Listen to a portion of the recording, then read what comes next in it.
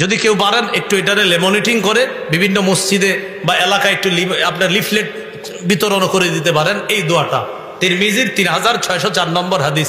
এই হাদিসের মধ্যে আসছে, আমি আবার বলছি, তিরমিজির 3604। এটা পারে ওলামায়ে কেরাম পারে, অনেকে ইমাম সাহেবদেরকে বলবেন এটা লেমনিটিং করে মসজিদে, বা যেহেতু একটা ভয়ঙ্কর অবস্থা চলতেছে আমাদের দেশে, এই জন্য জায়গায় জায়গায় এটা একটু দিয়ে দিবেন, যে সাপ বিচ্ছু ইত্যাদি পোকামাকড়ের দংশন থেকে বাঁচার দোয়া।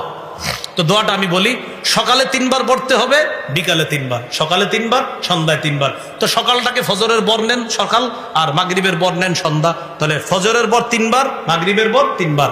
বলেন আউযু বিকালিমাতিল্লাহি, আউযু বিকালিমাতিল্লাহি তাম্মাতি মিন শাররি মা খালাক। পুরাটা এইভাবে পড়তে হবে, আউযু বিকালিমাতিল্লাহি তাম্মাতি মিন শাররি মা খালাক।